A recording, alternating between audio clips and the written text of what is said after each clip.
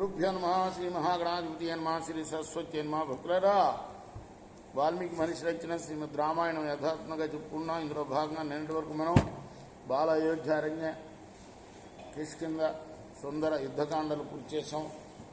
ఉత్తరకాండలో కూడా 4 సర్గలు పూర్తి చేసాం. 5వ సర్గను ప్రారంభం చేద్దాం. ఈ రోజున ప్రారంభించే ముందు వాల్మీకి మహర్షిని ప్రార్థన చేసుకుందాం. కూజంతన్ రామ రామేతి మధురం మధురాక్షరం ఆరుహ్య కవితా శాఖాం వందే వాల్మీకి కోకిలం. సుకేశం ధార్మికం దృష్ట్వా వరలబ్ధం చ రాక్షసం గ్రామణీర్నామ గంధర్వో విశ్వావసు సమప్రభ.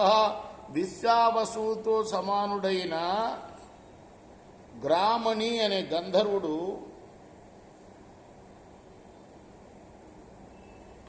సుకేశుణ్ణి చూచి కన్యనిచ్చాడు.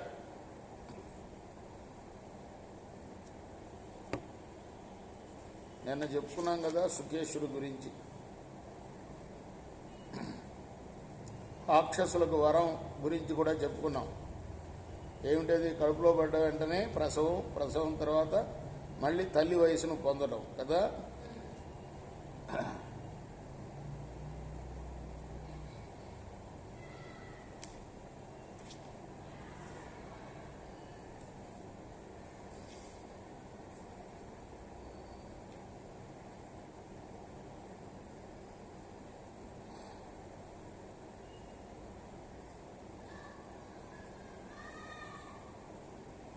సుకేశుడి యొక్క జన్మ గురించి నేను చెప్పుకున్నాం మనం.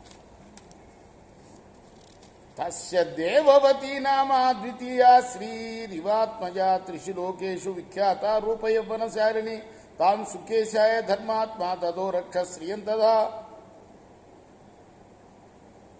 ఆ గ్రామణికి అంటే గ్రామణి అనే గంధర్వుడు పేరది. అతడు కన్యనిచ్చాడు ఈ సుకేశుడికి.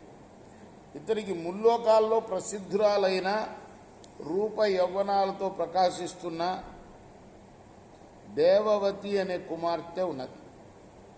ఆమెను సుకేశునికి ఇచ్చాడు. అది ఆ కన్య ఎటువంటిదంటే లోకంలో ముల్లోకాల్లో కూడా ప్రసిద్ధురాలైందిట. అందరిలో లక్ష్మీదేవి లాంటిదిట ప్రకాశంలో. అటువంటి కన్యని సుకేశుడికి ఇచ్చి పెళ్లి చేశాడు. ఎవరు? గ్రామణి అనే గంధర్వుడు. వరదాన కృతైశ్వర్యం సాతం ప్రాప్య పతిం ప్రియం ఆసీత్ దేవవతి తుశ్చాధనం ప్రాప్యేవ నిర్ధన. వరదానం చేత ఐశ్వర్యవంతుడైన ప్రియుడైన అతన్ని భర్తనగా పొంది దేవవతి, అమ్మాయి పేరు దేవవతి, ఈ గ్రామణి అనే గంధర్వుడు కూతురు పేరు. చాలా సంతోషించింది ఇటువంటి భర్త లభించినందుకు. సతయా సహ సంయుక్తో రరాజరజనీచర అంజనాదభినిష్క్రాంత కరణ్యేవ మహాగజ. ఆమెతో కూడిన రాక్షసుడు అంజనమనే దిగ్గజానికి పుట్టిన మహాగజం ఆడ ఏనుగుతో కలిసి ప్రకాశించినట్లుగా ప్రకాశించింది.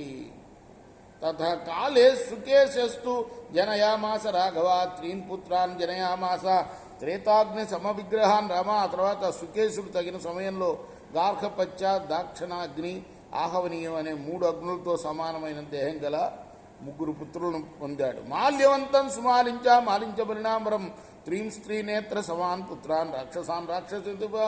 ఆ సుకేశుడు శివుడితో సమానులైన మాల్యవంతుడు, సుమాలి, మాలి అనే 3 పుత్రుల్ని కన్నాడు. రేపు మనం 7వ శ్లోకం నుండి కొనసాగిద్దాం. కృష్ణార్పణమస్తు.